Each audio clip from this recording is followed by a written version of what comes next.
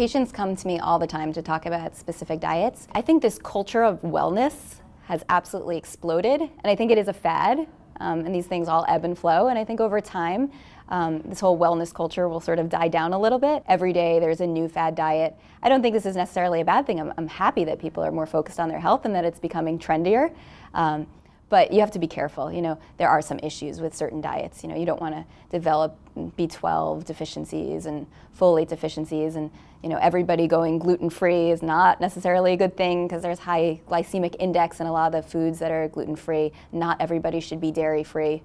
There is definitely a benefit to dairy in terms of the bones. A lot of patients are going on the keto diet, and I have mixed feelings, more actually with my type 1 population, or the patients who are predisposed to ketoacidosis. It's when your blood becomes more acidic as a result of breaking down fats. And it's one of the complications of diabetes, both type 1 and type 2.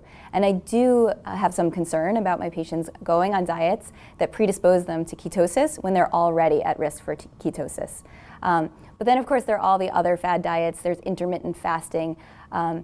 I think that with the correct patient, intermittent fasting can be fine. For other patients, not eating for that long a period of time, if they're, let's say, on a background insulin, we call it a basal insulin, can put them at risk for low blood sugars. I'm glad that my patients are asking me about it rather than simply launching all these diets without a discussion. When I'm counseling patients on type 2 diabetes, I generally ask them to imagine that they're traveling anywhere in the world, that they're at any restaurant, any party, and that they're able to create a balanced plate given a variety of options. So I don't like to create a very restrictive diet for patients because I think the key to not feeling as though you're constantly under attack is being able to figure out how to eat with the food that you're given. I truly believe that you can go to McDonald's and make a diabetic balanced plate if you try hard enough. They have salads there, they have yogurts that are not high in sugar. The way that I practice is I do not tell patients, you are going to be eating kale, with every meal, you're going to cut out dairy and gluten and, create these diets that are really unsustainable. I also think that sometimes desserts become the elephant in the room if you never allow it, and we need to be realistic that desserts are pleasurable. Alcohol is pleasurable in moderation, and so that you should give yourself cheat days.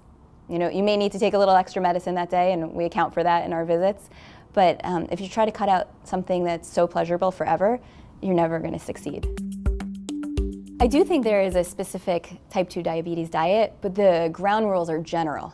So we are minimizing starchy carbs. That's the basis. Ideally, 15 grams, that may not be realistic per meal, maybe 30 grams of starchy carbs per meal, but understanding what starchy carbs are, knowing that if you're having your fistful of pasta, you're not also going to have your bread. That is key to the diabetic diet. Adding in proteins to meals, I think, is very important. It prevents you from having a sharp spike in the blood sugar. It allows it to be a little bit more gentle. Making sure that patients are having healthy fats, so the monounsaturated fats, more avocados, more nuts, more olives. I think those are all important. That is the diabetic diet, but it's not to say, you will never have fruit. I mean, fruit is part of the diabetic diet. We try to minimize juices, but you can occasionally have a juice. I think the diabetic diet should give you some leeway. It shouldn't be set in stone because that really causes patients to panic. I think there are just a lot more opportunities for healthy eating now. There's so many meal delivery services, at least in New York City. So many of my patients are ordering in meals that they can cook themselves that are already carb controlled. There's such an abundance of information on the internet. There are recipes everywhere you look about carb controlled diets. So it's not like you have to go to the library anymore. You don't have to search out this information. It's absolutely everywhere.